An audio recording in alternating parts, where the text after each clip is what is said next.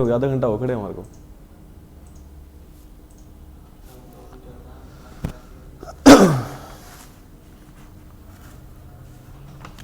चलो लास्ट में हमने क्या क्या डिस्कस कर लिया था, बीओडी के सारे कंसेप्ट डिस्कस कर लिए थे, है ना।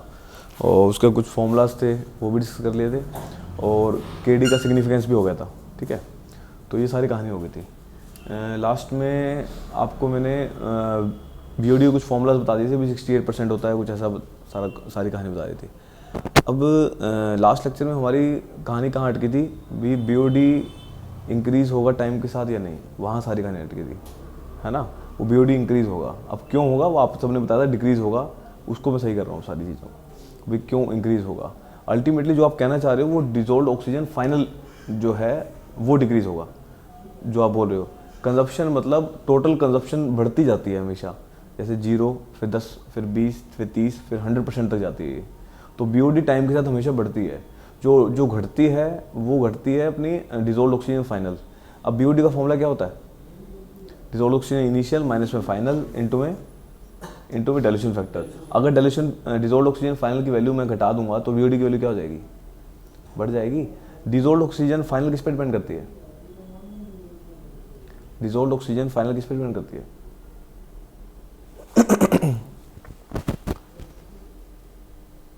चलो इसके लिए एग्जांपल ले लेते हैं, स्टार्ट करते हैं। अब एक चीज़ देख लेते हैं, भाई समझ आ जाएगा। सीरियल नंबर ले लो, इसमें और क्या एग्जांपल ले लें। टाइम, इंक्यूबेशन टाइम,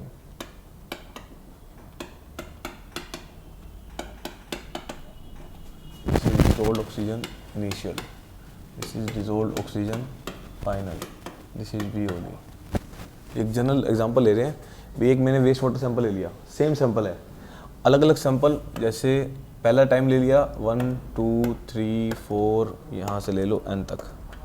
अच्छा, अब इंक्यूबेशन टाइम किस में होता है, 1 दिन 2 दिन 3 दिन।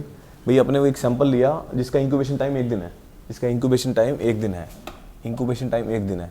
अच्छा, जो सैंपल जो है अगर सेम सैंपल है तो डिसॉल्व्ड ऑक्सीजन इनिशियल सेम रहेगी, पक्की बात है। तो डिसॉल्व्ड ऑक्सीजन इनिशियल सबकी सेम रहेगी, initial dissolved oxygen initial, dissolved oxygen initial, ठीक है। अच्छा, अब इंक्यूबेशन टाइम, पहले के लिए 2 दिन, पहले के लिए 1 दिन, फिर 2 दिन के लिए देखा अपन ने, पहले उसी सैंपल को 1 दिन के लिए रखा, फिर 2 दिन के लिए रखा, फिर 3 दिन के लिए रखा, फिर 4 दिन के लिए रखा, ऐसे करते करते मैं बढ़ाता गया ऑब्जर्वेशन करने के लिए। एक एग्जांपल ले रहा हूँ ताकि जो चीज़ मैं कहना चाह रहा हूँ समझ आ जाए, इससे आ जाएगी, ठीक है, नहीं तो और आगे चलेंगे। 2 3 4 5 यहाँ से n टाइम्स तक। अच्छा, अब डिसॉल्व्ड ऑक्सीजन फाइनल बताओ, डिसॉल्व्ड ऑक्सीजन फाइनल बताओ, क्या फर्क पड़ेगा डिसॉल्व्ड ऑक्सीजन फाइनल पे किस पे। टेम्परेचर तो सेम 20 डिग्री रखा हुआ है, टेम्परेचर तो फिक्स किया हुआ है। डिसॉल्व्ड ऑक्सीजन फाइनल पे क्या फर्क पड़ेगा, डिसॉल्व्ड ऑक्सीजन फाइनल पे क्या फर्क पड़ेगा, 1 2। डिसॉल्व्ड ऑक्सीजन अलग अलग आएगी हर बार, समझ रहे हो। मैं ये कहना चाह रहा हूँ, इंक्यूबेशन टाइम के साथ डिसॉल्व्ड ऑक्सीजन फाइनल क्या आती है कि चेंज होती जाएगी, क्योंकि इंक्यूबेशन टाइम 1 दिन रखा माइक्रोऑर्गेनिज्म कम खाएंगे, फिर 2 दिन रखा वो ज़्यादा खाएंगे, ऐसे करके ऑर्गेनिक मैटर घटता जाएगा, समझ रहे हो। नेक्स्ट, अब बीओडी, बीओडी का बताओ क्या फर्क पड़ेगा टाइम के साथ साथ। अब यहाँ पे बीओडी भी क्या होती जाएगी, चेंज होती जाएगी, बीओडी 2 बीओडी 3 करते करते बीओडी ये n टाइम्स आ जाएगा, ये टाइम के साथ बीओडी टी है, टाइम के साथ साथ बीओडी क्या करती जाएगी, बढ़ती जाएगी। अब वैल्यू देखो, वैल्यू में मुझे पता है बीओडी किसके equal, at T time at 20 degree Celsius किसके equal, dissolved oxygen initial minus में फाइनल इनटू में डाइल्यूशन फैक्टर। अब डाइल्यूशन फैक्टर जो भी हो कोई इशू नहीं है, अब ये वैल्यू की बात कर रहे हैं हम, बाकी चीज़ें फिक्स कर देंगे। अगर इसकी वैल्यू घट रही है तो ये की वैल्यू क्या हो जाएगी टाइम के साथ, बीओडी की वैल्यू टाइम के साथ हमेशा बढ़ती है। अभी और भी एग्जांपल आएंगे, धीरे धीरे और क्लियर होता जाएगा, सारे एग्जांपल इसके आते जाएंगे। अब कुछ एम्पिरिकल रिलेशन भी हैं पड़े, भाई देख लो, मतलब करने तो कर सकते हो, वैसे कोई ज़्यादा वो नहीं है, अगर आ गया तो 2 ही फॉर्मूले हैं, वो रट लो, उसको रटने वाली चीज़ें हैं। चलो नेक्स्ट, ये सारी कहानी भी हो गई है, कलर नोट से करते जाओ सर।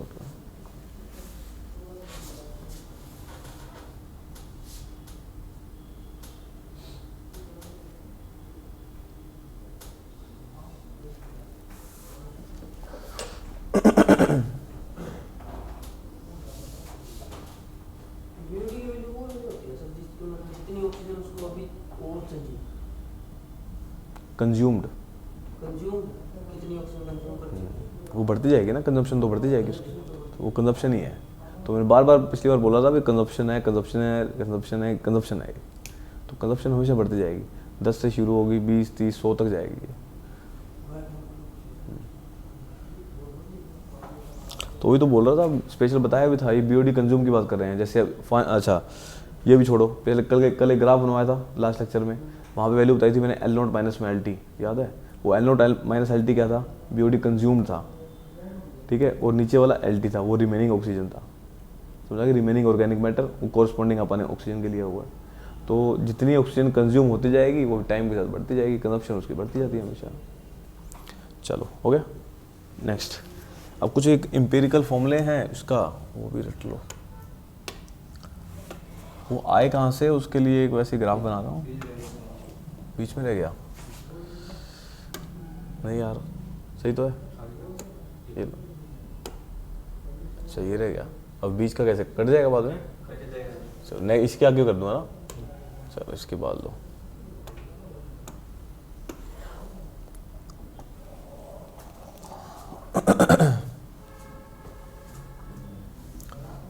चलो इसके लिए ग्राफ पहले ही बना दूं।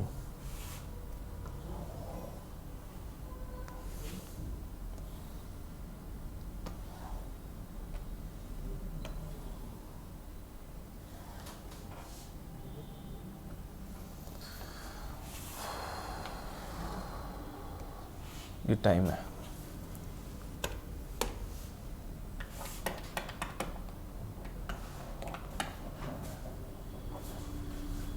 ये रिलेशन है मेरा T बाय BOD, इसका रूट T बाय BOD, इसका रूट, इसका जो फॉर्मूला है मेरा, इसका क्यूब रूट है। तो फॉर्मूला क्या बन जाएगा? 3√1 divide by BOD1, 3T divide by में BOD2, 3√T डिवाइड बाय में, अब टाइम कितना है corresponding? T1, T2, T3, T1 ले लो इसको, T1, T2 and T3, BOD3। इसमें एक रिलेशनशिप दिखा रखा है इसने, कुछ KD के फॉर्मूले एक्स्ट्रापोलेट करके निकाले जाते हैं वहाँ पे। तो उसने एक जनरल आपको ये बता दिया, अभी इसके अंदर ये क्या है भाई, एक रिलेशनशिप है टाइम की और T बाय में BOD की क्यूब रूट की, ठीक है। ये कैसे निकालते हैं? इसको एक्स्ट्रापोलेट करके, मतलब इसी को बढ़ा दिया जाता है ऐसे, इसी को बढ़ा के कुछ वैल्यूज निकाली जाती हैं। वो क्या क्या वैल्यू होती हैं वो आपको बता देता हूँ, ठीक है। चलो इसके अंदर क्या करेंगे, नेक्स्ट अब कुछ फॉर्मूलाज हैं इसकी, इसी ग्राफ के बेस पे कुछ फॉर्मूलाज फाइंड आउट किए हुए हैं। देखो KD के फॉर्मूले, KD की वैल्यू दिस इज 2.61 इंटू में A बाय B। अब A क्या है? अब A क्या है? ये है, जब एक्स्ट्रापोलेट करोगे तो एक इंटरसेप्ट आएगा B, किसी भी पॉइंट पे इंटरसेप्ट आएगा B, और जो A क्या है? दिस इज tan थीटा, इसी का जो स्लोप बन जाएगा tan theta, this is A। ये हर टाइम पे हम क्या करेंगे, यहाँ पे KD की वैल्यू निकालते हैं, एम्पिरिकल रिलेशनशिप इस ग्राफ से जो फाइंड आउट की जाती है। बस एक आपको ये बताना है इसका रेफरेंस ये था इस फॉर्मूले का, ये एक एम्पिरिकल फॉर्मूलाज हैं, पूछेगा नहीं, यूज़ कौन से करेंगे हम? वही वाला KD at T degree Celsius 1.047 into में क्या था, KD एट 20 डिग्री सेल्सियस, वो बताया था ना आपको रिलेशनशिप वही यूज़ करेंगे हम। सो इसकी वैल्यू याद रखेंगे, initial slope of the curve A क्या है? This is initial slope of curve and Y intercept, ये फॉर्मूले लिख लो इनटू में 2.61, दिस इज KD की वैल्यू है, डीऑक्सीडेशन कांस्टेंट की। कोई लॉजिक नहीं है इसके पीछे।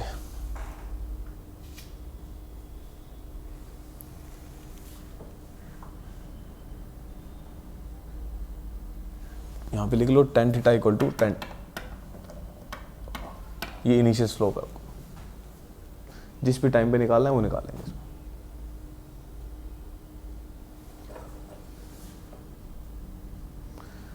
इसी का एक और फॉर्मूला है L0 का, L0 का फॉर्मूला है 1 डिवाइड बाय में 2.3 इंटू के डी इंटू में बी का क्यूब, ये मेरा फॉर्मूला है। ये दोनों फॉर्मूले इंपीरिकल फॉर्मूले हैं, कोई लॉजिक नहीं है इसके पीछे। अब जो हम यूज़ करेंगे वो फॉर्मूले हैं। इस ग्राफ के बेस पे उसने एक इंपीरिकल रिलेशनशिप दी हुई है, बस आपको थोड़ा सा ध्यान रख लेना है।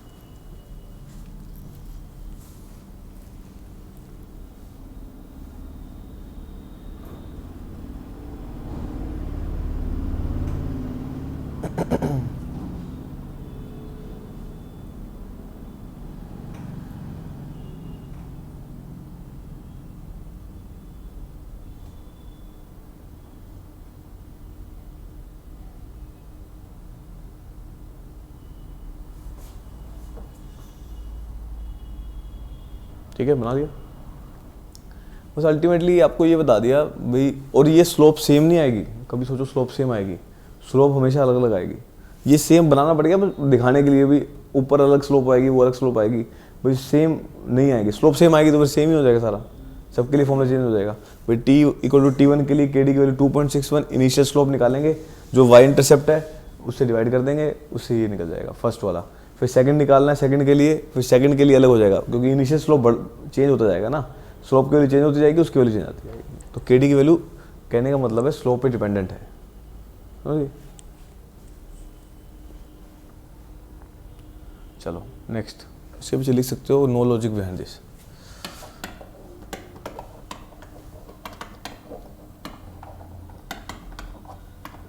कोई लॉजिक नहीं है इसके पीछे।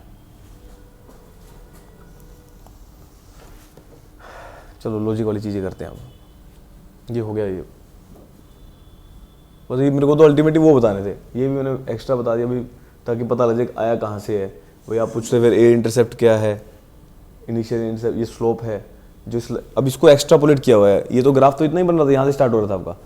अब आपने क्या किया, इस लाइन को बढ़ा, एक्स्ट्रापोलेट तो पता होगा, जैसे इंटरपोलेट करते हैं वैसे एक्स्ट्रापोलेट। इंटरपोलेट मतलब दोनों रिलेशन होते हैं, उसमें बढ़ा के भी इससे अगली वैल्यू क्या आएगी उसको एक्स्ट्रापोलेट बोलते हैं। इससे अगली वैल्यू यहाँ पे जहाँ पे भी ये टच होगी, ये बी इंटरसेप्ट आ जाएगा वाई कोऑर्डिनेट पे, और ये जो स्लोप बनाएगी उसको tan थीटा बोल दिया। Initial slope to the Y intercept into में 2.61, इंपीरिकल रिलेशनशिप हो गया के डी का। नेक्स्ट बता दिया एल नोट की वैल्यू क्या होगी 1/2.3, के डी की जो भी वैल्यू आएगी इस वैल्यू सोल्व कर देंगे। बी क्या है, ये वही वाई इंटरसेप्ट है, ये दिस इज वाई इंटरसेप्ट। चलो अब लॉजिक वाली चीज़ें करते हैं, हो गया। अब आ जाओ पीछे वाले रिलेशनशिप पे। पीछे वाले रिलेशनशिप याद है सारे? चलो स्टार्ट करते हैं केस 1। अब बीओडी के सारे फॉर्मूले भी याद होंगे आपको। मैंने लास्ट में शायद रिलेशनशिप बताई भी थी 68% वाली, वो दोबारा से एक बार लेके चलो दोबारा से, ठीक है, ताकि आपको दोबारा पता लग जाए, टाइम के साथ दोबारा बढ़ती है ये। चलो ऐसा करो, BOD ultimate, for BOD ultimate, BOD ultimate. अच्छा टाइम ले लो इन्फिनिटी, टाइम ले लो इन्फिनिटी। बीओडी का फॉर्मूला बोलो, बीओडी का फॉर्मूला, बीओडी अल्टीमेट 1 माइनस में 10⁻⁻ माइनस के डी इंटू में टी, ये वैल्यू आ गई। अच्छा जब टाइम इन्फिनिटी होगा, जब टाइम इन्फिनिटी होगा तब बीओडी की वैल्यू कितनी होगी? जब टाइम इन्फिनिटी होगा तो बीओडी की वैल्यू कितनी होगी?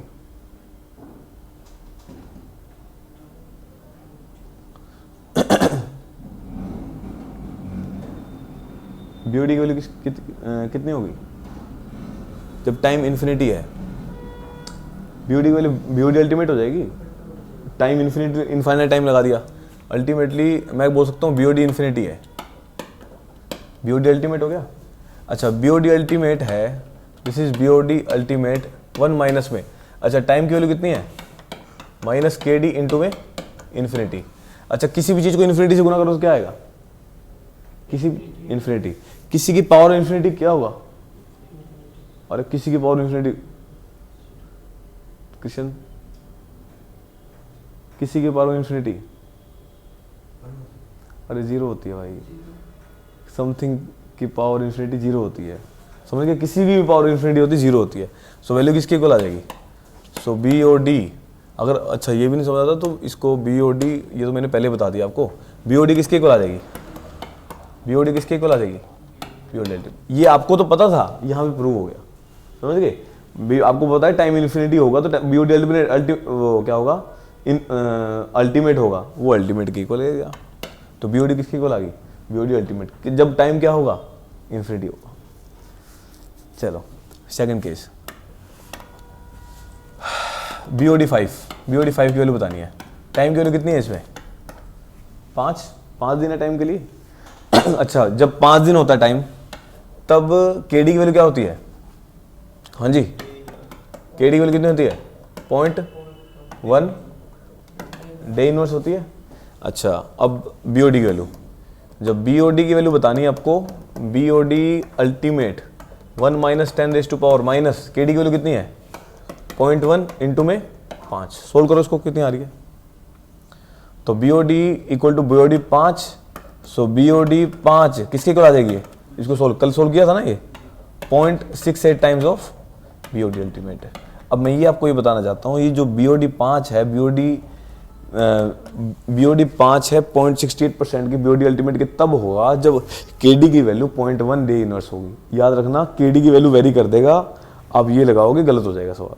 बात समझ रहे हो? मैंने इसलिए बताया। अभी आप सोचो यार मैं शॉर्टकट लगा देता हूँ, KD की वैल्यू दे देगा आपको 0.2 या 0.15 या समझ रहे हो बात? अगर वो दे देगा उस टाइम के 68% होगी, तब भी वो कुछ एरर आते हैं क्वेश्चंस में, ठीक है क्या?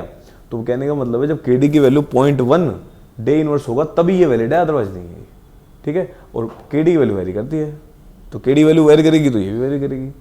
तो आपको एक एजम्पशन बना दी, BOD 5 68% होगा BOD अल्टीमेट के जब KD की वैल्यू 0.1 डे इनवर्स हो। तो लिख लो इसको भी। अच्छा, BOD 5 होगी, BOD आपकी कौन सी होगी? BOD अल्टीमेट भी होगी। अच्छा, BOD 10 निकालो, BOD 10 निकालो।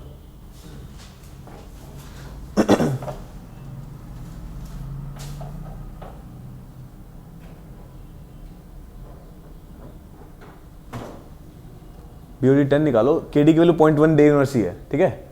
एज्यूम कर रखी है मैंने, KD की वैल्यू 0.1 डे इनवर्स। करो, BOD 10 निकालो। उसके बाद मुझे BOD 15 बताना, उसके बाद BOD 20 बताना।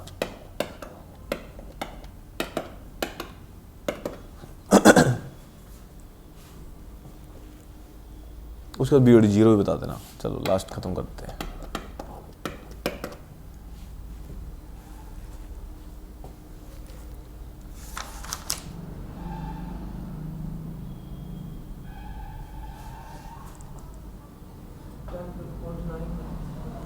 कितनी आ रही है? 0.9 टाइम्स ऑफ BOD अल्टीमेट। अच्छा, BOD 15 बताओ। 0.96 ये हो जाएगा, मतलब 96% हो गया। अच्छा, BOD 20 बताओ। और इसका मतलब देख रहे हो आप, इसका मतलब देख रहे हो, BOD अल्टीमेट मतलब 99% BOD कंज्यूम हो जाएगी, मतलब ऑक्सीजन कंज्यूम हो जाएगी 20 दिन के अंदर। समझ रहे हो बात? अच्छा, BOD 0 बताओ। 0 समझ गए? अब यहाँ से क्या पता लग रहा है? जैसे जैसे टाइम बढ़ रहा है BOD की वैल्यू क्या हो रही है? जैसे जैसे टाइम बढ़ रहा है BOD की वैल्यू क्या हो रही है?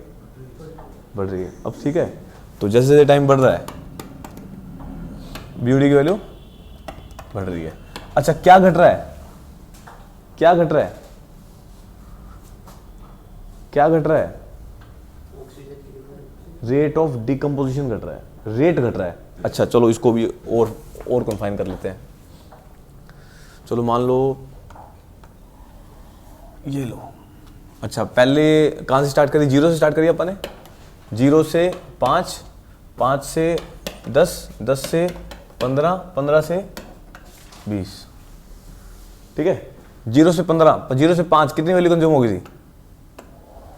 0 से 5 कितनी कंज्यूम हुई? 0 से 5 कितनी कंज्यूम होगी थी? 68%, मतलब 0.68 लिख दूं BOD अल्टीमेट। नेक्स्ट, 5 से 10 में कितनी हुई है? अच्छा, 0 से 10 में बताओ। 0 से 10 में 10 दिन में कितनी हुई है? 0.90 यही था ना, 0.90 BOD अल्टीमेट। अच्छा, 5 से 10 में कितनी होगी? 90 - 68 कितना हो गया? 0.22 70 0.22 ही हो गया, देखना 0.22 हो गया। अब ये बात समझ आ रही है मैं क्या कहना चाह रहा था? अब समझ आ रही है ना? चलो नेक्स्ट बताओ। अच्छा, 0 से 15 में कितना हो रहा था?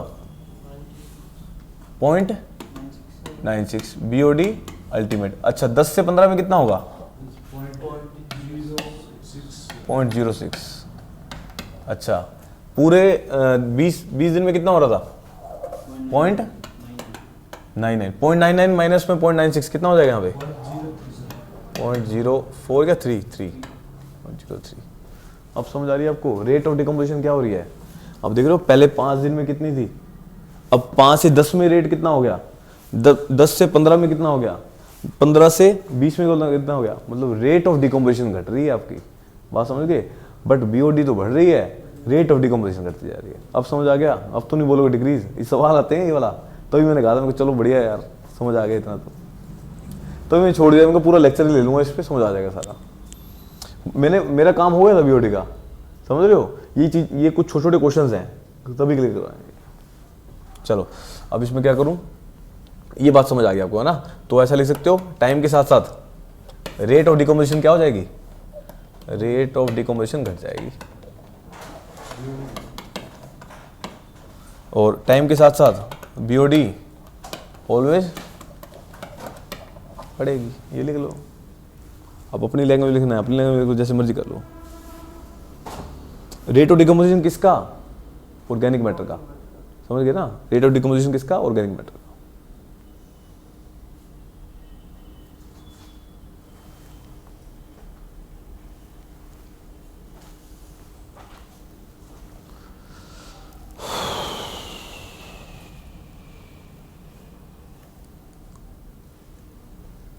नीचे एक नोट लिख लो,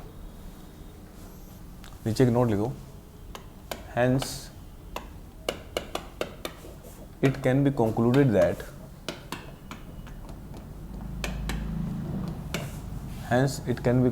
that rate of decomposition of organic matter, rate of decomposition of organic matter decreases with time।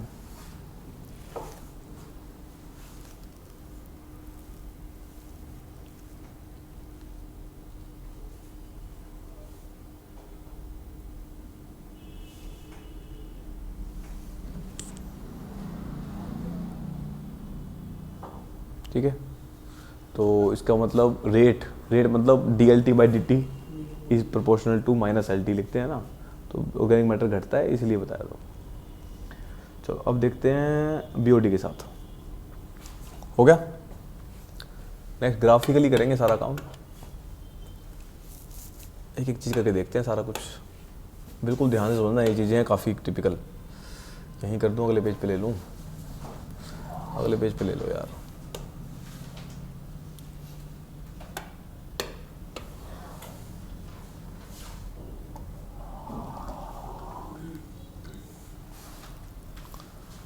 BOD, अब जो मैं ग्राफ बना रहा हूँ बीओडी का, किसके साथ, टाइम के साथ।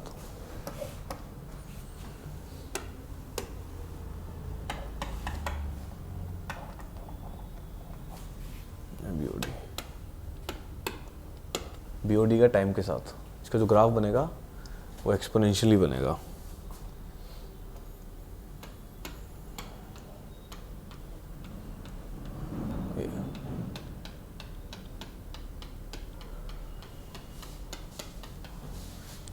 बीओडी क्या कर रही है, बढ़ रही है, एक्सपोनेंशियली बढ़ रही है।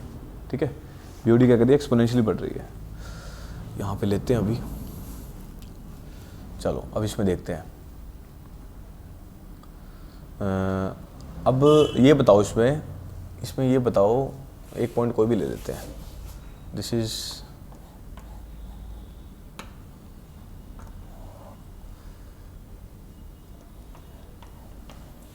दो ले लो, कोई बात नहीं। अच्छा यहाँ पे ये बताओ, इसमें जो रेट है किसका, बीओडी का, rate of change of BOD with respect to time, वो क्या होगा, स्लोप क्या हो रहा है इसमें, रेट ऑफ। अच्छा रेट किसके इक्वल होता है, रेट किसके इक्वल होता है, थीटा। जो रेट क्या है, थीटा है ना, दिस इज थीटा, समझ रहे हो। तो मैं कह रहा हूँ जो रेट है, रेट किसका, बीओडी का, वो किसके इक्वल होगा, ये बताना चाह रहा हूँ। देखो रेट ऑफ थीटा बीओडी। अच्छा थीटा बीओडी निकालना है आपको विद रिस्पेक्ट टू टाइम। अच्छा, रेट ऑफ चेंज निकालने के लिए क्या करते हैं हम? डेरिवेटिव करते हैं। डेरिवेटिव करो, डेरिवेटिव करो, एक एक चीज़ करके ले लेंगे सारा कुछ। D theta B O D T divide by में डी टी, ठीक है, स्लोप का। अच्छा जी, या ऐसा करो, रेट ऑफ चेंज ऑफ जो इक्वल होगा, किसके इक्वल होगा? हाँ ठीक है, ये थीटा लिख दिया गलती से। जो स्लोप है वो किसके इक्वल होता है? मतलब चेंज के, समझ रहे हो?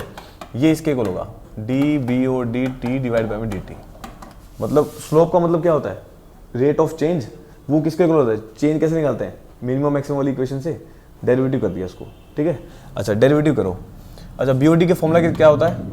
बी ओ डी टी किसके इक्वल? बी ओ डी किसके इक्वल होगा? B O D ultimate L note 1 minus में 10⁻⁻⁻ माइनस के डी इंटू में टी, यही होगा, माइनस के डी इंटू में टी। अच्छा, इसका डेरिवेटिव करो, डेरिवेटिव करो, D B O D T divide by में डी टी। टाइम के रिस्पेक्ट में डेरिवेटिव करना, एल नोट का, एल नोट फोन आ गया, एल नोट, एल नोट क्या है? अल्टीमेट है, कॉन्स्टेंट है। अच्छा, 1 का क्या होगा? 0 हो जाएगा ना। हाँ, डेरिवेटिव कर रहे हैं, 0 हो जाएगा, 1 का 0 माइनस में इसका डेरिवेटिव करो, पावर आगे आ जाएगी, क्या आ जाएगा? माइनस के डी इंटू में टी, माइनस के डी इंटू में टी। तो डेरिवेटिव क्या आ जाएगा इसमें? माइनस के डी इंटू में टी। इसमें कैसे करेंगे इसको? माइनस के डी इंटू में टी, इसका स्लोप आ जाएगा माइनस के डी इंटू में टी। आगे पावर सोल्व कर लेंगे पहले, हैं? इंटू में अब टी का डेरिवेटिव इंटू 1 होगा। किसका? टी का क्यों करेंगे? 10 का तो वही 10 को करे तो 0 है। 10 का तो 0 ही होता है, 10 का तो बाद में हो जाएगा ना। इसमें सोल्व कैसे करें इसको यार? या इसको ऐसा कर लें, ई की फॉर्म में कर लें, ई की फॉर्म में कर लें। अच्छा हाँ, ई की फॉर्म में कर लो, तो जल्दी सोल्व हो जाएगा, क्योंकि ई की पावर ई सेम होता है नहीं क्या? फॉर्मूला तो सेम ही है, अपने को वैल्यू निकालनी है। ऐसा करो, 1 माइनस में E raised to power minus K into में टी। अच्छा, इसका डेरिवेटिव बताओ, 0 माइनस में E raised to power minus K T, same E raised to power minus K T. अच्छा, के टी का माइनस के टी का minus क्या आ जाएगा?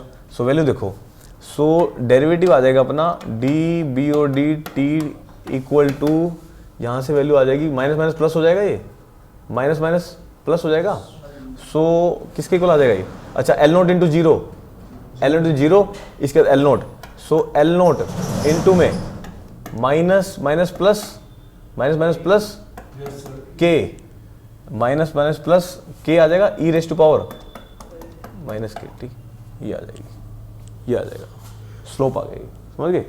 सो इसका मतलब अब ले लो, क्या रह गया अपना? के into L naught, K into L note को क्या ले लूँ?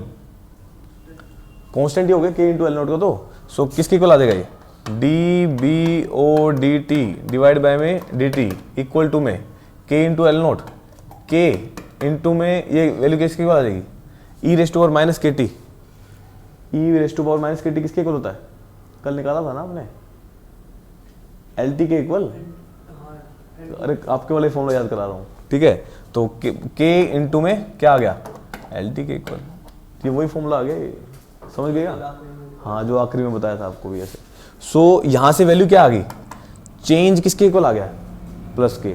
मतलब जैसे जैसे बीओडी का मतलब जो क्या बोलते हैं, जो स्लोप में क्या आएगा, यहाँ पे स्लोप में क्या आएगा? जो रेट ऑफ जो चेंज है इसका क्या आ गया? पॉजिटिव आ गया, ठीक है? बीओडी का रेट ऑफ चेंज क्या आ गया? पॉजिटिव आ गया। तो बीओडी जब चेंज होगा उसकी इक्वेशन क्या होगी? डीएल क्या बोलते हैं उसको? D BOD divide by D T equal to किसके इक्वल आ जाएगा? प्लस में के इंटू एल टी, ठीक है? अभी इतनी वैल्यू आ गई। अब इसको कन्वर्ट करता हूँ इसमें। अच्छा, ये आपका ग्राफ समझ आ गया आपको? कैसे बढ़ रहा था? एक्सपोनेंशियली बढ़ रहा था। अच्छा, अगर मैं इसी को अगर मैं चेंज करूँ ऑर्गेनिक मैटर में, अगर मैं इसी को चेंज कर दूँ ऑर्गेनिक मैटर में, इसकी मिरर इमेज होगी, इसकी मिरर इमेज। अगर इसका ग्राफ ऐसे है तो उसका ग्राफ कैसे बनेगा? ऐसे। वो ऐसे क्यों, मिरर इमेज कैसे बनेगी, ये ऐसे बनेगी, सॉरी ऐसे बनेगी, ठीक है, उल्टा बनेगा, ये हटा दो उसको। चलो देखते हैं इसको। नेक्स्ट पेज पे ऑर्गेनिक मैटर पे, दोनों की अपन यही करनी है आज। सो अब लेना है अपने को time versus organic matter, time versus organic matter.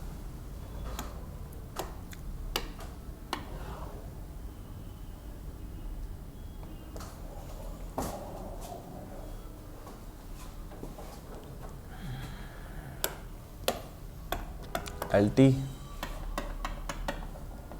Time, ठीक है। अच्छा इसकी मिरर इमेज बनाओ, मिरर इमेज कैसे बनेगी, तो उल्टी बना दी क्या, वो ऐसे बनाई अपन ने, ठीक है। ये कैसे बन जाएगी, इसकी मिरर इमेज कैसे बनेगी, ऐसे बनेगी, उल्टी, उल्टी गलत कर दी ना, ऐसे एक्सपोनेंशियल, ये तो बताई हुई है यार, कैसे बनाई थी पहले, ऐसे, ये बताई थी ना, अरे जब अभी डेरिवेशन की थी ये तो बताई थी कि नहीं बताई थी, बताई थी ना। तो इसकी ऑर्गेनिक मैटर की डिकम्पोजिशन कैसी थी, ऐसी थी। अच्छा यहाँ पे देखते हैं, अब यहाँ पे इक्वेशन बताओ मैंने क्या बताई थी यहाँ पे आपको, DLT डिवाइड बाय में DT किसके इक्वल बता देंगे, माइनस K इंटू में LT के।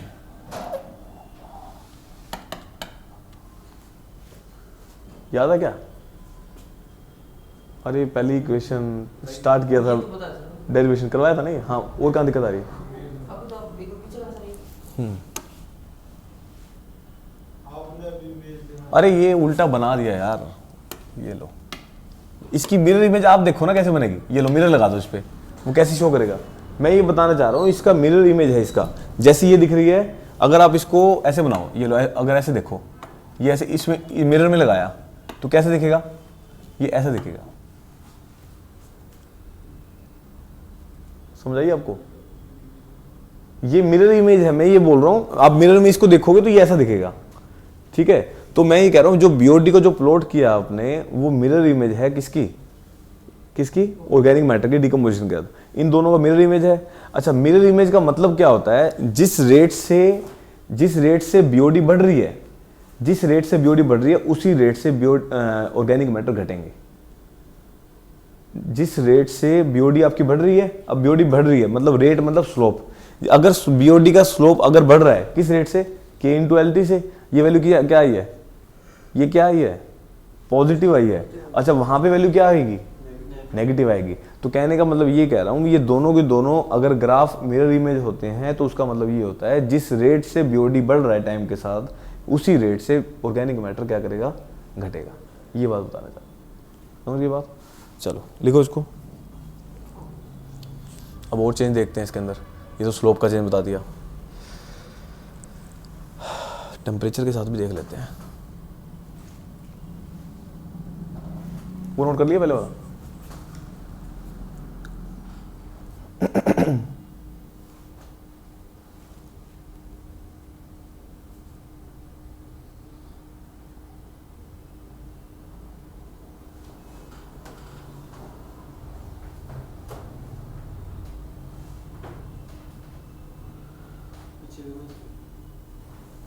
पीछे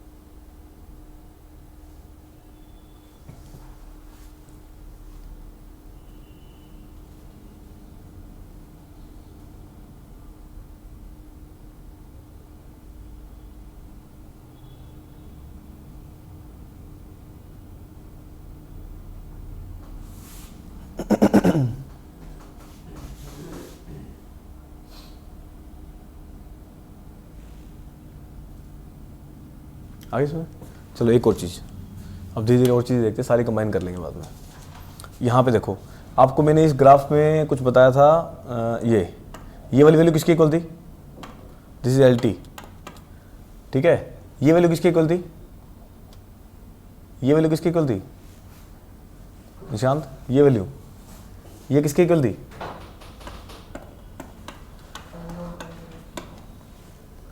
बताया था, ये क्या बताया था वो BOD कंज्यूम्ड, ये क्या बताया था रिमेनिंग BOD, ठीक है। अच्छा यहाँ पे ये जो इसके इक्वल आएगा, यहाँ पे लगा लो BOD at T times, BOD at T times, ये जो वैल्यू है इसकी जो ये वैल्यू है, ये किसके इक्वल आएगी, L0 माइनस में LT के। ये BOD कंज्यूम्ड है, T टाइम के अंदर कितनी कंज्यूम करी।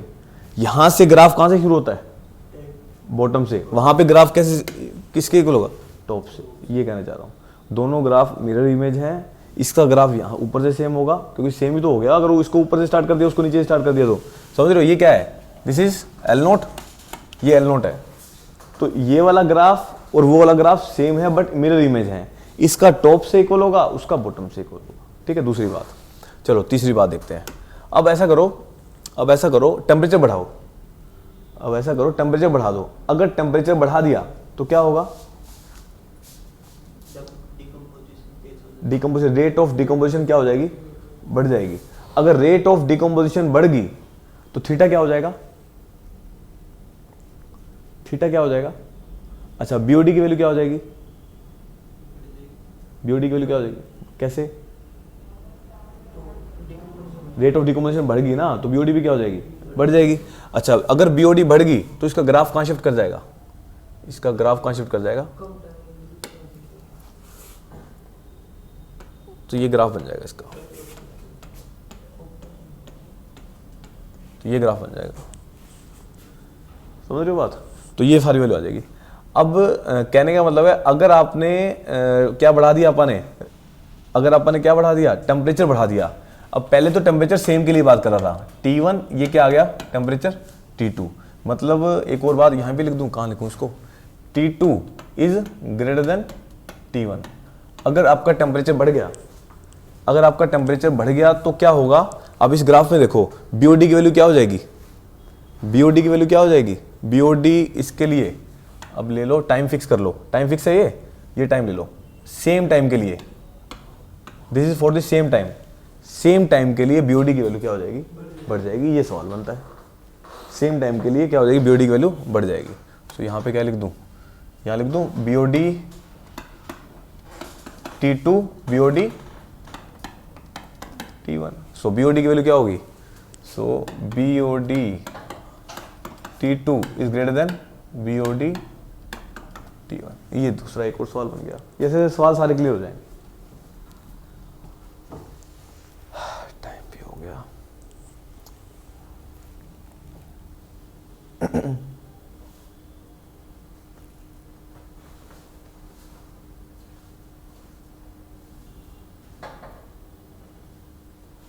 हो गया। अच्छा सेम टाइम के लिए स्लोप में क्या फर्क पड़ेगा, सेम टाइम के लिए स्लोप में क्या फर्क पड़ेगा, स्लोप भी क्या हो जाएगा, बढ़ जाएगा। तो इसका मतलब ये भी क्या लिख सकता हूं मैं, theta T2 is greater than theta T1, slope भी क्या हो जाएगा, बढ़ जाएगा। Rate of change of decomposition बढ़ गई, रेट ऑफ चेंज किसको बताता है, स्लोप को, स्लोप भी क्या हो जाएगा, बढ़ जाएगा। ये दूसरा सवाल, तीसरा सवाल,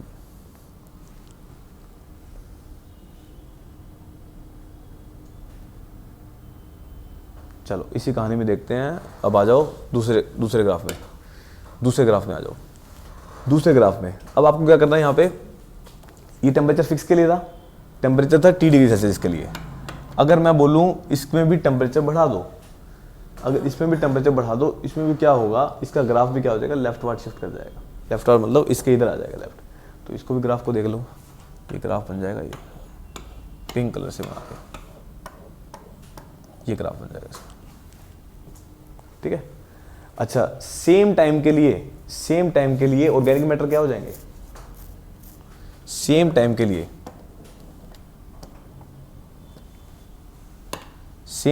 ऑर्गेनिक मैटर क्या हो जाएंगे, घट जाएंगे। टेम्परेचर बढ़ा दिया ना, अब डिकम्पोजिशन ज़्यादा हो जाएगी, ऑर्गेनिक मैटर ज़्यादा घट जाएंगे।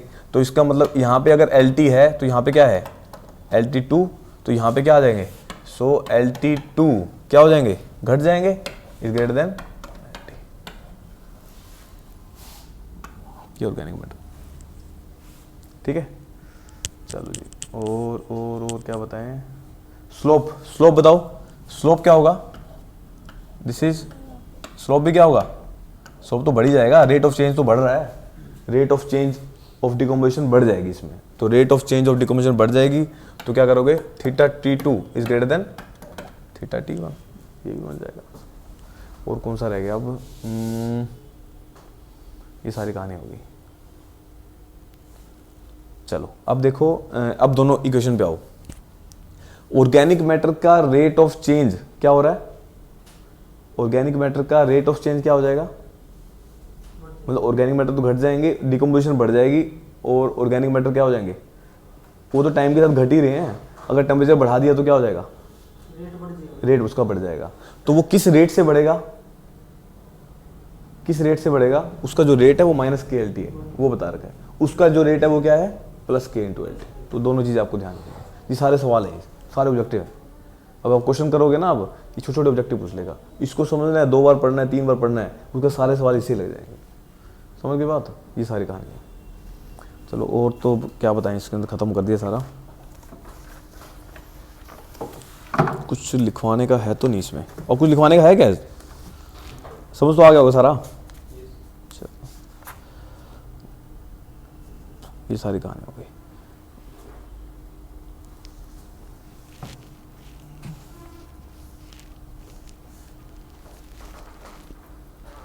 चलो टाइम का एक एग्जांपल लिखूं क्या, टेम्परेचर को तो आप कर लेना, टेम्परेचर में ग्राफ बढ़ता जाएगा ऊपर की तरफ, इसमें घटता जाएगा, समझ गए, मतलब और घटाना है और घटता जाएगा, उसकी तरफ बढ़ता जाएगा, समझ गए। ये था T = T2 के लिए था, दिस इज T2 के लिए, अगर T3 के लिए चाहिए तो और घट जाएगा, दिस इज T3, ये अब ठीक है। चलो अब एक एग्जांपल ले लेते हैं किसका, ये सारी कहानी होगी। चलो एक एग्जांपल ले लो, चलो एक एग्जांपल लो इसके लिए। अच्छा इसमें थोड़ा सा एग्जांपल वैसे ले लिया, बस समझ आ जाए बाद में। 3 4 5 इसमें ले लो LT मतलब organic matter with time. Organic matter क्या हो रहे हैं, ऑर्गेनिक मैटर 30 10 20 और उल्टा कर दिया, 30 20 10 5 0 ऑर्गेनिक मैटर घटा। अब ऑर्गेनिक मैटर घटा दिए, ऑक्सीजन की रिक्वायरमेंट, ऑक्सीजन रिक्वायर्ड क्या होती जाएगी, डी ऑफ घट रहा है, ऑक्सीजन की रिक्वायर्ड क्या होती जाएगी, वो भी 20 10 5 0.8 ये ले लो ऑक्सीजन की रिक्वायरमेंट। अच्छा BOD क्या होती जाएगी, BOD क्या हो जाएगी, टाइम के साथ BOD क्या होती जाए, बढ़ती है। यहाँ पे ले लो 100, यहाँ पे 90, BOD 5 भी है क्या, चलो 90 यहाँ पे ले लो, BOD की वैल्यू ले लो, कितनी ली थी 100%, 90, यहाँ पे BOD कितनी थी इनिशियली जीरो, उसके बाद ले लो 20 ये 40 ये कुछ भी ले लो, BOD की बढ़ती जा रही है, ठीक है। ये सारी बातें, और इसको जीरो क्यों है, जीरो थोड़ी टाइम, इसमें ऐसा ले लो, इसको ऐसा चेंज कर लो, ऐसा ले लो, इसमें BOD की रिक्वायरमेंट है 20 30 40 50 ले लो, 50 60 70 90 100 ऐसे बढ़ा दी।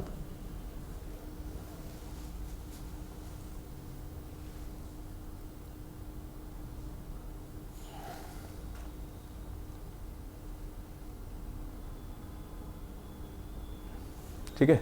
अच्छा अब इसमें बताओ मेरे को, जैसे जैसे टाइम बढ़ता जा रहा है, टाइम बढ़ रहा है, T3 is greater than T2 is greater than T1, time बढ़ रहा है, इसमें उल्टा ले लिया, T मतलब T1 T2 T3।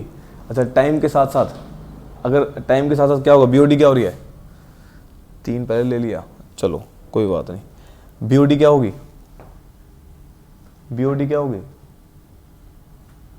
BOD बढ़ेगी टाइम के साथ साथ।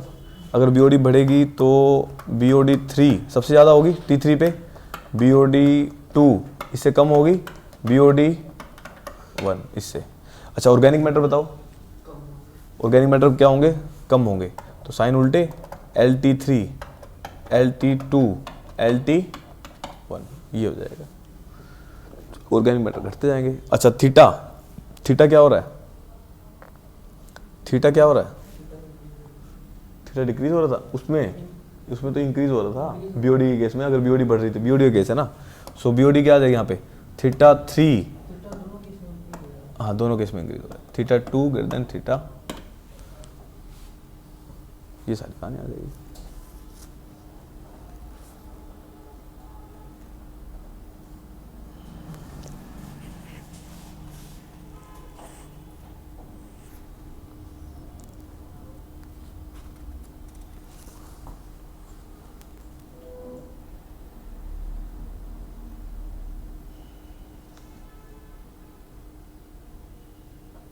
ये सारी कहानी खत्म, ठीक है।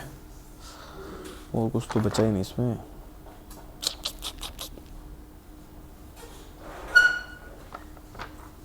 बस ये सब होता है।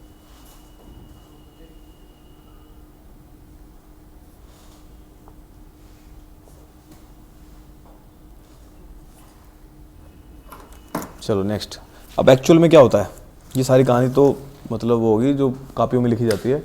अब एक्चुअल में जो ऑर्गेनिक मैटर की डिकम्पोजिशन होती है वो बता रहा हूँ। ये सारी कहानी हो गई है।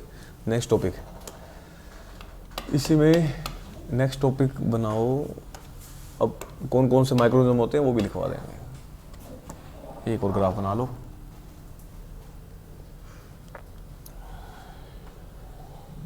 अरे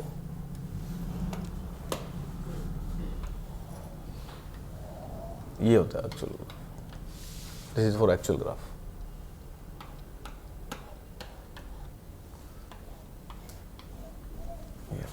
ये एक्चुअल ग्राफ है। इसमें ले लेंगे ऑर्गेनिक मैटर, ये टाइम के साथ, टाइम इन डेज, इसमें बीओडी 0 हो गया। ये ले लिया अपन ने, this is for first stage, this is first stage BOD, this is second stage BOD. First stage BOD होते हैं कार्बोनेशियस ऑर्गेनिक मैटर, यहाँ होते हैं नाइट्रोजेनस ऑर्गेनिक मैटर। इन कार्बोनेशियस ऑर्गेनिक मैटर को खत्म करने वाले होते हैं अपने हेट्रोट्रोफ, हेट्रोट्रोफ माइक्रो ऑर्गेनिज्म। इसमें होते हैं ऑटोट्रोफ। ये सारी कहानी होती है।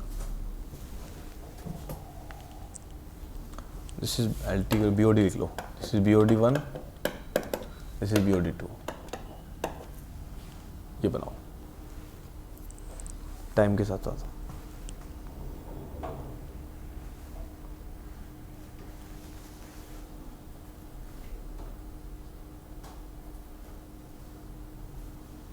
इसको बोलते हैं कार्बोनेशियस बायोडिग्रेडेबल ऑर्गेनिक मैटर, इसको बोलते हैं नाइट्रोजिनस बायोडिग्रेडेबल ऑर्गेनिक मैटर।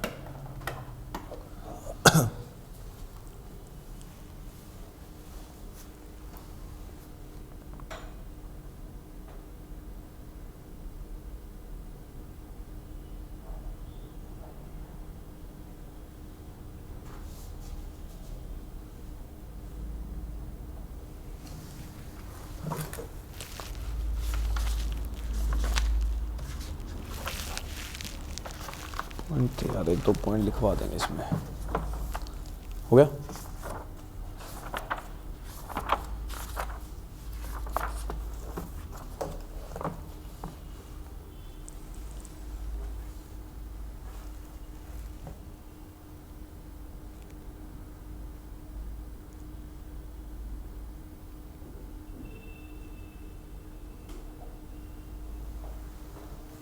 चलो देखो, हेट्रोट्रोफ माइक्रो ऑर्गेनिज्म, देखो प्रैक्टिकली क्या होता है। हेट्रोट्रोफ माइक्रो ऑर्गेनिज्म, ये ऑटोट्रोफ, ये खुद बनाते हैं खाना। हेट्रोट्रोफ जो डिपेंडेंट होते हैं। अब यहाँ देखो, सबसे पहले दो टाइप के माइक्रोऑर्गेनिज्म होते हैं। कौन कौन से? हेट्रोट्रोफ और ऑटोट्रोफ। ये हेट्रोट्रोफ हो गया, ये ऑटोट्रोफ हो गया। हेट्रोट्रोफ जो है वो कार्बन लेते हैं, कौन सा? Organic carbon. हेटरोट्रोफ मतलब कहाँ कौन सा कार्बन खाएंगे, वो ऑर्गेनिक कार्बन। जो ऑटोट्रोफ है वो कौन सा कार्बन खाएंगे, इनऑर्गेनिक कार्बन। समझ गई बात। इनऑर्गेनिक कार्बन के बॉन्ड ज़्यादा स्ट्रॉन्ग होते हैं विद रिस्पेक्ट टू द किसके, छोटे ऑर्गेनिक कार्बन के। ऑर्गेनिक कार्बन के कम स्ट्रॉन्ग होते हैं, मतलब लेस स्ट्रॉन्ग होते हैं। ताकि अब क्या करता है हेटरोट्रोफ, अब दोनों ही प्रोसेस इकट्ठी स्टार्ट होती है, फर्स्ट स्टेज और सेकंड स्टेज। पहली बात तो दिमाग से ये निकाल दो भी, जो अपना अपना वो है क्या बोलते हैं इसको, जो वेस्ट वाटर है उसके अंदर जो ऑर्गेनिक मैटर है सिर्फ और सिर्फ ऑर्गेनिक कार्बन है, समझ गए। उसके अंदर अपना नाइट्रोजिनस ऑर्गेनिक मैटर भी है बड़ा, साथ में ही है, दोनों की डिकम्पोजिशन साथ में चलती है। अब कार्बोनेशियस ऑर्गेनिक मैटर का जो बॉन्ड है वो बहुत क्या है, बहुत क्या बोलते हैं इसको, कॉम्प्लेक्स नहीं है, वो सिंपल बॉन्ड है, बहुत सिंपल बॉन्ड है। तो ऑर्गेनिक जो अपने हेटरोट्रोफ हैं वो उसको इजीली तोड़ के उसमें से कार्बन निकाल लेते हैं। दूसरा, अब नाइट्रोजनस ऑर्गेनिक मैटर को तोड़ने के लिए उसको बहुत ज़्यादा एनर्जी की जरूरत होती है और बहुत ज़्यादा टाइम लग जाता है, इन्फाइनाइट, तभी बोलते हैं इन्फाइनाइट टाइम लगता है। अब ये बताओ BOD 5 कितने दिन आ रहा था, क्या आ रहा था, BOD 5 कितना आ रहा था, 68%।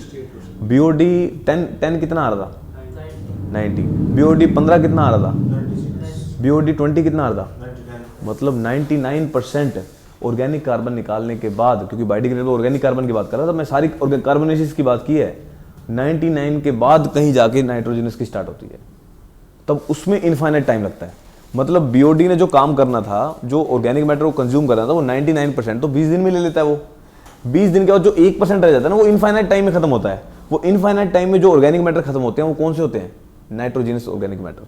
तभी हम कंसर्न नहीं करते किसी साथ नाइट्रोजनस ऑर्गेनिक मैटर की, ना हम स्टडी करते इसके साथ, समझ रहे हो। तो दिमाग से ये बात निकाल दो भी नाइट्रोजनस नहीं है बड़ा नाइट्रोजनस, बट नाइट्रोजनस के हम कंसर्न नहीं करते। क्यों नहीं करते, क्योंकि उसको टूटने में बहुत ज़्यादा टाइम लगता है, और इतना ज़्यादा टाइम लगता है, जबकि 99% तो आपकी डिकम्पोजिशन खत्म ही होगी, आपकी कंप्लीट हो गई है, तो 1% के लिए हम इतना टाइम क्यों वेस्ट करेंगे, तभी हम कंसर्न नहीं करते इसके साथ। तो ये सारी कहानी इसके पीछे, समझ आ गई आपको, ये चीज़ें हैं। 2 पॉइंट लिख लो उसके लिए। अब इसमें क्या लिखवाऊँ, मतलब खुद ही लिखना पड़ेगा सारा, लिख लो। फर्स्ट पॉइंट लिखो, autotroph utilise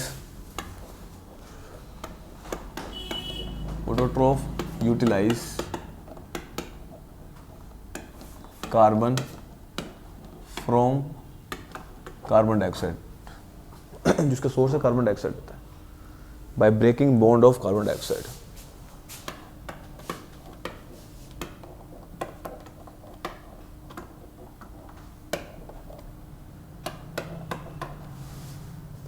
next point, heterotroph utilise carbon from utilise the inorganic carbon लिखना, ऊपर इनऑर्गेनिक लिख लो, इस पे ऑर्गेनिक लिख लो। Utilise the organic carbon from organic matter, तीसरा,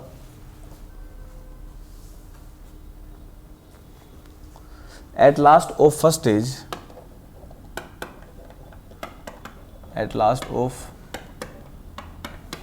stage, all the organic matter are finished.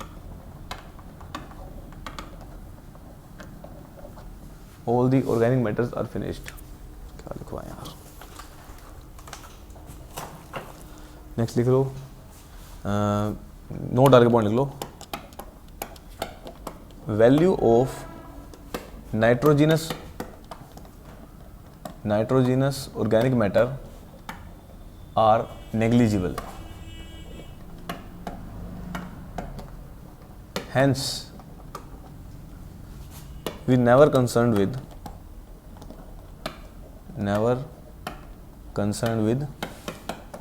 nitrogenous organic matter.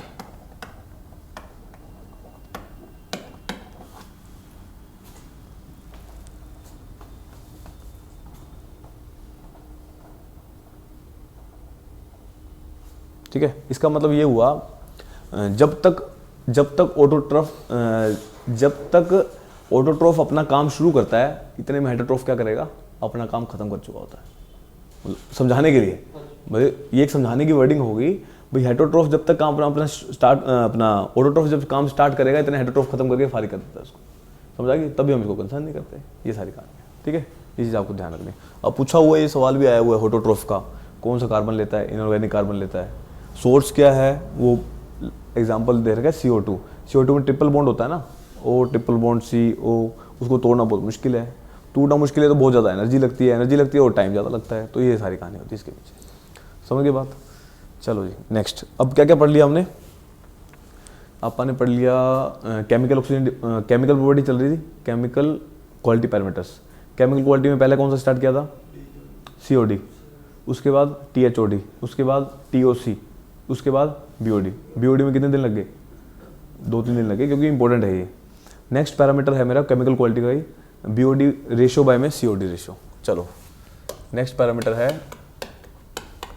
BOD ultimate to the COD ratio, इन दोनों की रेशियो। इसकी कहानी देखते हैं, इसकी कहानी देखो। अच्छा, इससे क्या समझ आ रहा है आपको, BOD और COD की रेशियो से क्या समझ आ रहा है। अच्छा, BOD में क्या होते हैं, ये सारी चीज़ जो पढ़ रखी हैं आपने वही है। BOD में कौन से ऑर्गेनिक मैटर होते हैं, बायोडिग्रेडेबल ऑर्गेनिक मैटर। COD में कौन से होते हैं, COD किसको खत्म करता है, अरे COD किसको खत्म करता है, बायोडिग्रेडेबल नॉन बायोडिग्रेडेबल दोनों को खत्म करता है। इसमें केमिकल डालते हैं, केमिकल कौन सा डालते हैं, अरे अभी तुम कराया है COD, कमाल होगी यार। COD का दूसरा नाम क्या है, थोड़ा पढ़ भी लिया करो, तो 2 दिन पहले की बात है।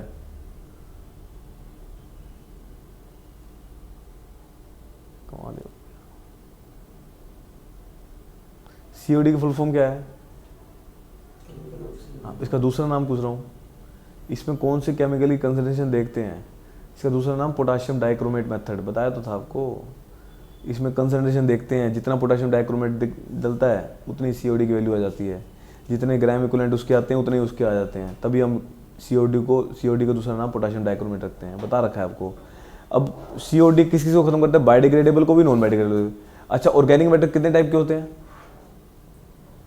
ऑर्गेनिक मैटर कितने टाइप के होते हैं, नॉन बायोडिग्रेडेबल 2 ही होते हैं। इसका मतलब मैं ऐसा कह सकता हूँ, ऊपर अगर बायोडिग्रेडेबल है, नीचे दोनों है, इसका मतलब ये फ्रैक्शन हो गया किसका, BOD divide by total organic carbon.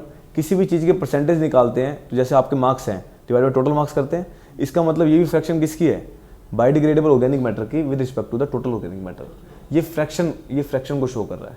Ultimately ये आपको बताना चाह रहा है अभी ये ट्रीटमेंट कौन सा होगा, बायोलॉजिकली होगा या केमिकल होगा, समझ रहे हो।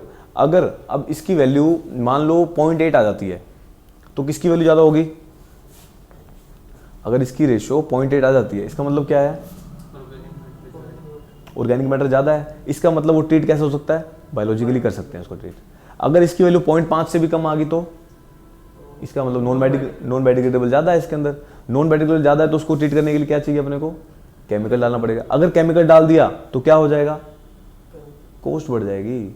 अच्छा, अल्टीमेटली अपन ये सब क्यों कर रहे हैं, अरे कॉस्ट तो बचानी है, और क्या करना है। इसके नेक्स्ट स्टेप क्या रहेगा मेरा, BOD चेक करके डिस्पोज तो करना है, आपने फेंकना है उसको। अच्छा, अगर आपको फेंकना है तो उसको ट्रीटमेंट चाहिए। अब बायोलॉजिकली अब अच्छा केमिकल में चलो, केमिकल डालेंगे कॉस्ट बढ़ जाएगी, टाइम कम लगेगा। अच्छा, बायोलॉजिकल को टाइम ज़्यादा लगेगा, कॉस्ट बच जाएगी। तो अल्टीमेटली आपने को यूज़ करना है क्या इसको, आपने अल्टीमेटली फेंकना है।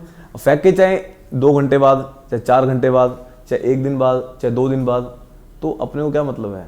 तो अल्टीमेटली अपने को केमिकल ट्रीटमेंट प्लांट में कैसे ट्रीट कराते हैं, जो ट्रीटमेंट प्लांट में जो ट्रीट कराते हैं डिस्पोज से पहले, हम उसको कैसे ट्रीट कराते हैं, बायोलॉजिकली ट्रीट कराते हैं। अब उसमें 2 दिन लगे, 3 दिन लगे, अपने को क्या मतलब है, टाइम से तो मतलब ही नहीं है, बचानी क्या है अपने, कॉस्ट बचानी है। तो वो किस बेस पे करते हैं, वो इस रेशियो के बेस पे डिसाइड करते हैं। तो उसे क्या बोलते हैं, BOD ultimate to the COD की रेशियो।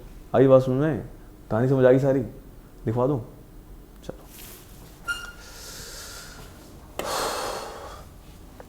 लिखो। This ratio signifies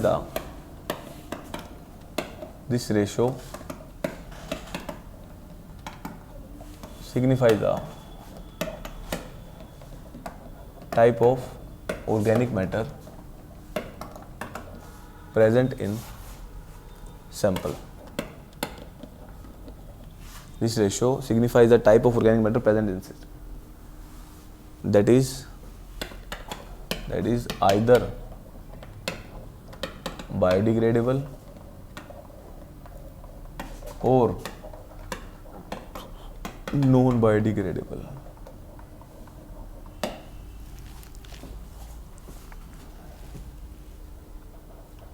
Next, if the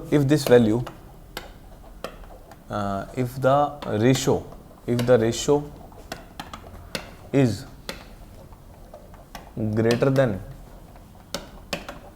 0.8, if this ratio is greater than 0.8, then wastewater is considered,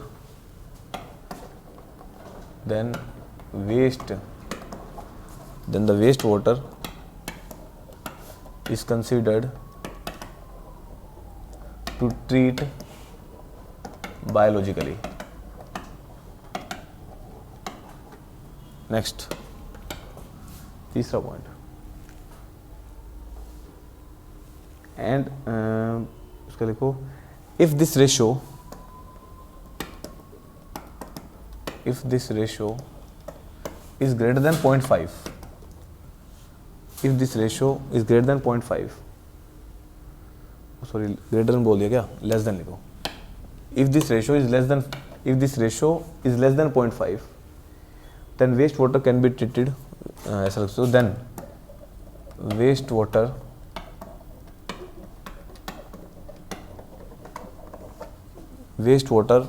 can be treated wastewater क्या लिखा है इसमें यार, लिख दिया treated, can be treated biologically,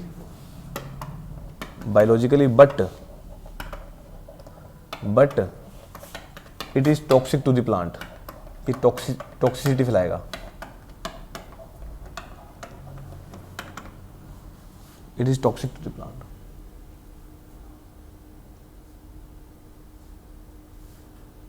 मतलब वेस्ट वाटर कैन नॉट भी लिखो ना, कैन भी लिख दिया क्या, cannot be treated biologically but it is toxic to the plant.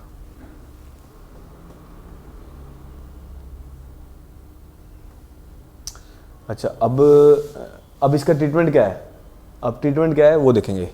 Next point, चौथा पॉइंट लिखो. बट इफ इन सच केस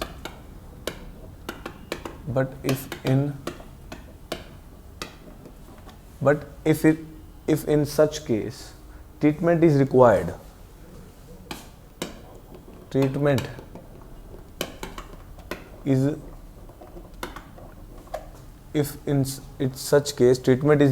क्या करना पड़ेगा हमें, treatment is required, seeding is carried out.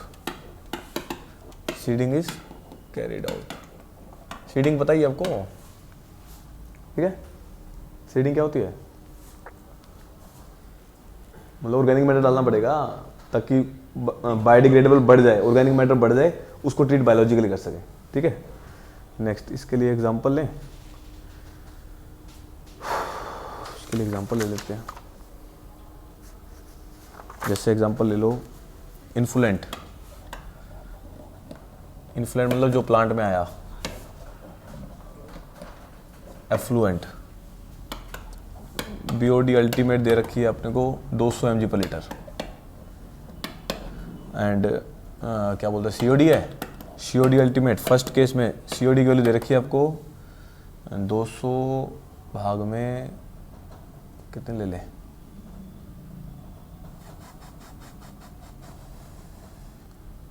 कितनी वैल्यू आ जाएगी, ये ले लो आप 220 mg पर लीटर. दूसरा केस ले लो, COD की वैल्यू दे रखी है आपको 2000. दोनों को डिवाइड करना, कितने आ रही है एफ्लुएंट में 200/220 कितनी आ जाएगी,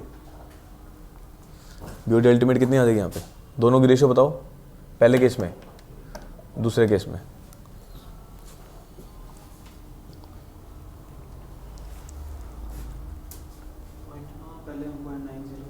पॉइंट 90 पहले केस में आ रही है 0.90 एफ्लुएंट में. अच्छा, दूसरे केस में 0.1। इसमें क्या करनी पड़ेगी, इसमें सीडिंग डालनी पड़ेगी। सेकंड केस में क्या करना पड़ेगा, सीडिंग करनी पड़ेगी। तो सीडिंग इज रिक्वायर्ड।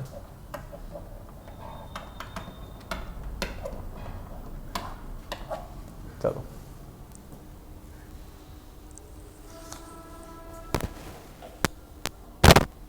न्यूमेरिकल लिखो, क्वेश्चन लिखो।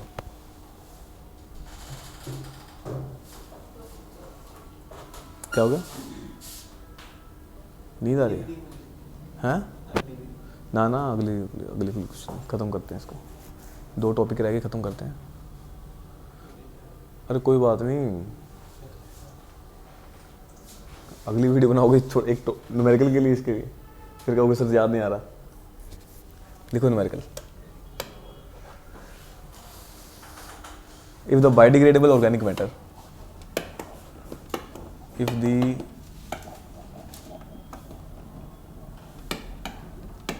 the biodegradable organic matter,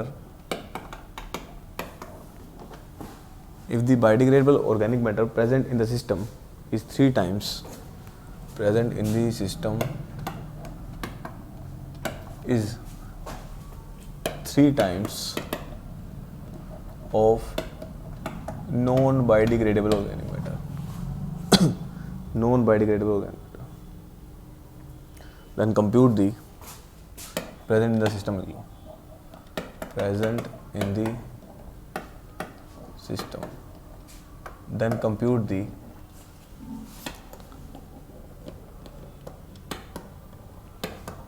BOD to the COD ratio। निकालो फ्लोट से।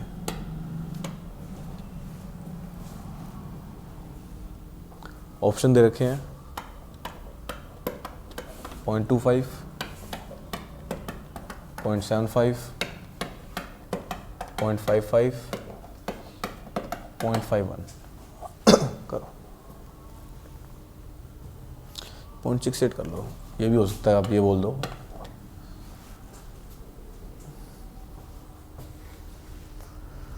करिए फटाफट से।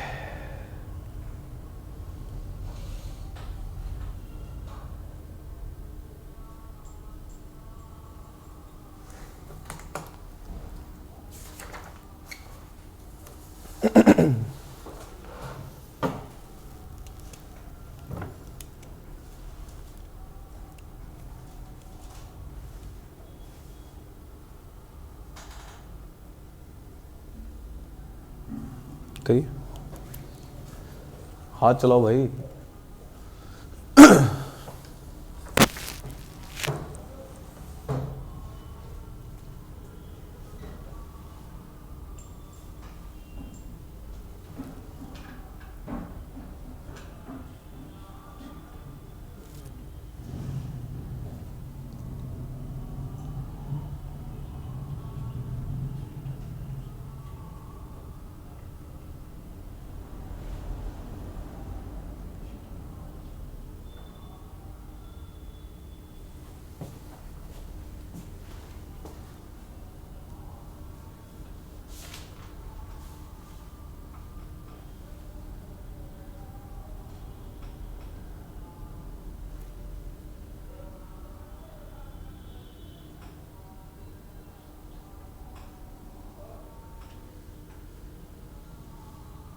हो गया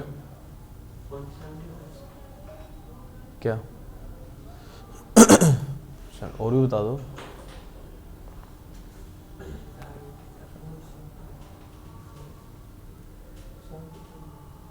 सबका सेम आ गया। सुनील, सुनील, अरे रेशियो तो निकालनी है।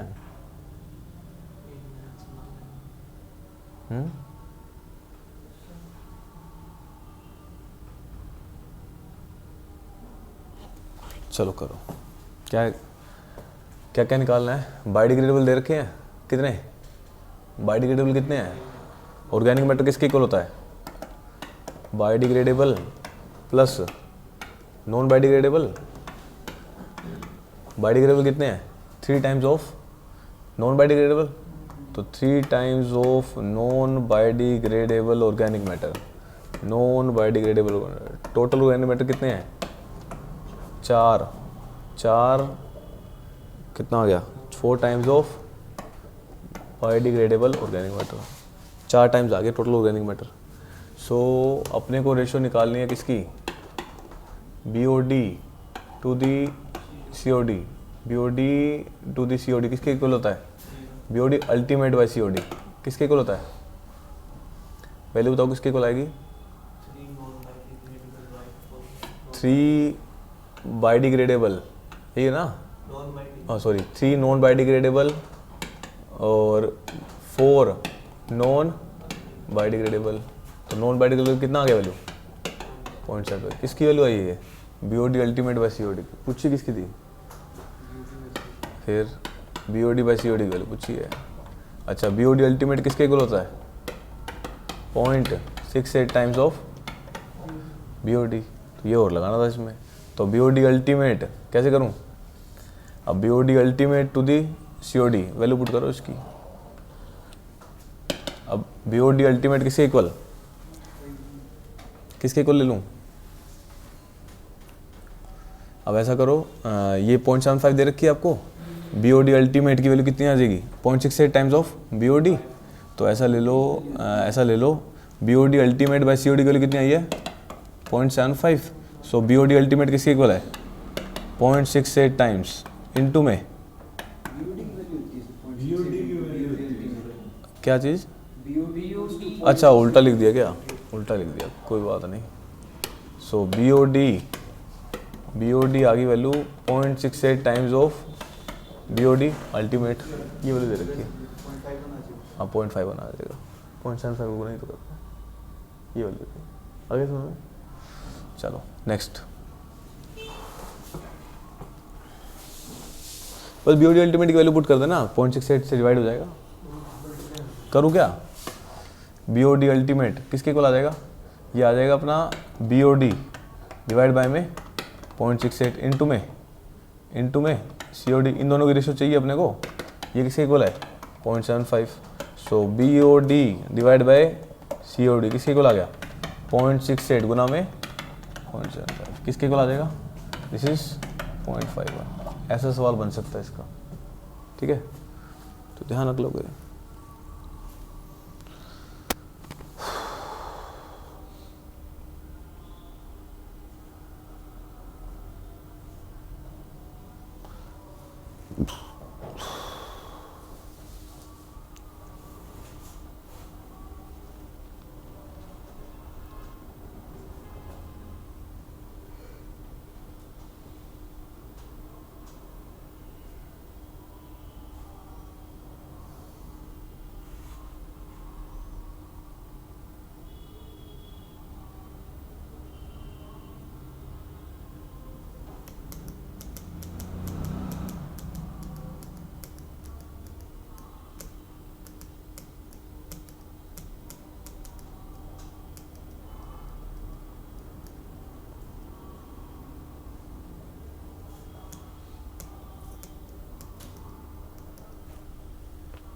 हो गया, नेक्स्ट कितने पैरामीटर हो गए, 5 हो गए ना।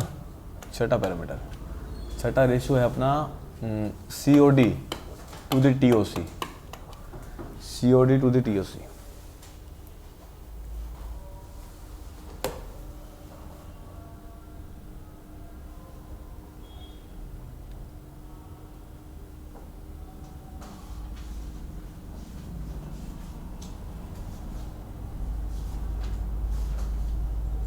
हो गया, चलो लिखो इसको।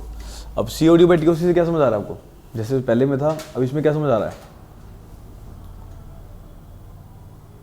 COD बाई TOC पहले वाली जो वेस्ट थी वो फ्रैक्शन थी किसकी, बायोडिग्रेडेबल ऑर्गेनिक मैटर कितना है। अच्छा COD बाई TOC किसके इक्वल आएगा, COD बाई TOC कैसे पता लगेगा, ये आपको बताएगा वेस्ट की क्वालिटी कैसी है। वेस्ट की क्वालिटी अगर आपकी सिंपल है या कॉम्प्लेक्स है, अगर कॉम्प्लेक्स है इवन आप COD केमिकल भी डाल दोगे तो भी ट्रीट नहीं होगा वो, और सिंपल है तो वो क्या ट्रीट हो जाएगा किससे, इनकी कुछ वैल्यूज़ होती हैं किससे, 0 से लेके 5.33 तक, अगर इन दोनों के बीच में क्या करती है, लाई करती है। अगर 5.33 वैल्यू आ रही है तो इसका मतलब ये कैसा कार्बन है, सिंपल कंपाउंड है जिसको हम ट्रीट कर सकते हैं। जैसे एग्जांपल लिया था मिथेन, याद है मीथेन का एग्जांपल एक क्वेश्चन करवाया था आपको THOD का, फाइंड दी अपर लिमिट, याद है आपको? THOD का जो क्वेश्चन आता है मैं THOD फाइंड करो, वही यहाँ से सवाल आता है वो, ठीक है। तो उसकी वैल्यू आपको फाइंड आउट करनी दिखाई थी मैंने। और COD आपको मैंने प्रैक्टिकल पर्पस के लिए क्या लिखवाया था, THOD के इक्वल होता है, लिखवाया था ना।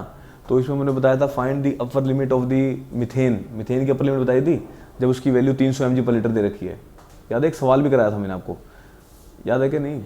तो वो सारी कहानी बताई थी। लिख लो, उसमें 3-4 लाइन है, इसको खत्म करते हैं। इसको लिखो, this ratio indicates the, numerical दोबारा कराने की जरूरत नहीं है। This ratio indicates the quality of waste water,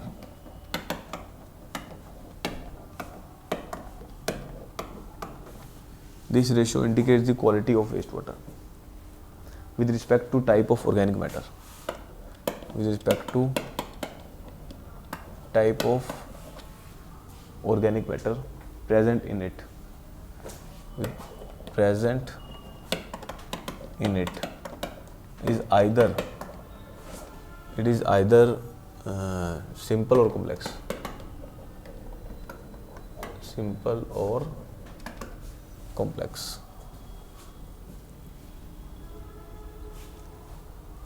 Next, the value of this ratio, the value of this ratio varies between 0 to 5.33, 0 से 5.33 के बीच में। Next, it is 5.33 for methane and 0 for the compound that cannot be treated,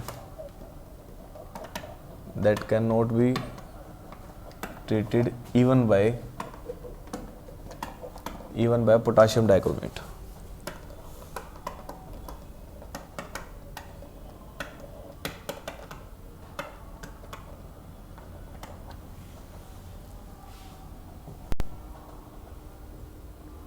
E1 by potassium dichromate.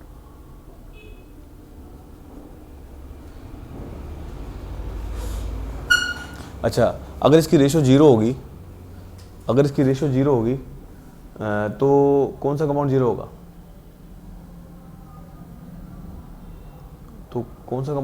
COD की value क्या हो जाएगी? अच्छा, something by infinity क्या होता है?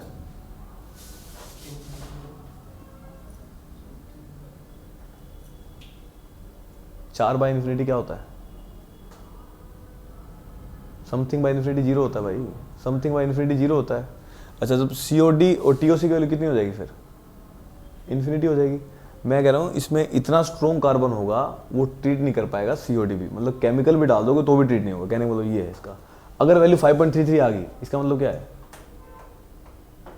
कुछ वैल्यू आ रही है, इसका मतलब इसका कार्बन जो है सिंपल कंपाउंड है, सिंपल कंपाउंड को ट्रीट कर पाओगे किससे? Even bye potassium dichromate. ये सारी वैल्यू इसका, ठीक है, ये सारी कहानी है। चलो एग्जांपल मीथेन देख लो, चलो देख लेते हैं। एग्जांपल ले लो मीथेन का फॉर्मूला बताओ। CH4, ये जो रेशो है वो होती है COD डिवाइड बाय में TOC और इक्वल होती है THOD डिवाइड बाय में TOC। COD किसके इक्वल है? THOD के, ये लिखवाया था आपको। तो THOD आपको निकाल के दिखाया था मैंने मीथेन का बताना कितनी वैल्यू आ रही थी? 300 लिया था जब मैंने पीछे, 1200 बाय में बताओ।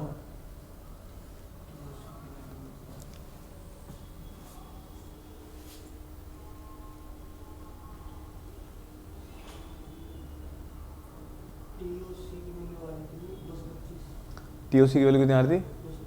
अच्छा 225, ऊपर THOD की 1200 भाग में 225 करना, भाग में 225, इसलिए करवाया था वहाँ पे। पहले बताओ कितनी आ रही है? 5 से ऊपर आएगी, यही आ रही है, सेम ही आ गई 5.33। तो इसलिए बताया इसकी वैल्यू किसके बीच में लाई करती है? THOD डिवाइड बाय में TOC की वैल्यू 5.33 आ गई। वो आपको मैंने एक क्वेश्चन भी करवा दिया, उसी से प्रूव हो गए। बात समझ गए? तो ये सारी कहानी बताना था। ये अब ये कि कौन सा कंपाउंड है? मीथेन। मीथेन कैसा कंपाउंड है? मीथेन कैसा कंपाउंड है? मीथेन का फॉर्मूला पता है कैसे होता है? सी ये होता होगा CH4। ये तो इथेन बना दिया मैंने, डबल बना दिया। ये लो ठीक है, CH4 किसके इक्वल है? अच्छा यही अगर कॉम्प्लेक्स होता तो क्या होता? इथेन हो सकता था। इथेन में क्या हो जाएगा? कॉम्प्लेक्स हो जाएगा। ये लो C2H6, तो ये क्या हो जाएगा? कॉम्प्लेक्स होता जाएगा। जैसे कॉम्प्लेक्स होता जाएगा उसमें वैल्यू क्या होती जाएगी? कम होती जाएगी। और उसको आप ट्रीट नहीं करवाओगे किसके थ्रू? केमिकल के थ्रू। केमिकल कौन सा? Potassium dichromate. ये सारी कहानी थी किसकी? ये सारी कहानी खत्म होगी किसकी? केमिकल क्वालिटी पैरामीटर्स की। ठीक है, अब जो इसका न्यूमेरिकल है वो यहाँ पे लिख सकते हो, वहाँ भी लिख सकते हो। वहाँ पे मैंने पहले ही करवा दिया आपको, क्योंकि मैंने THOD वहीं पे डिफाइन कर दिया था। यहाँ पे एक बार और डिफाइन कर दिया, वो लिख लेता। चलो रोक दो उसको।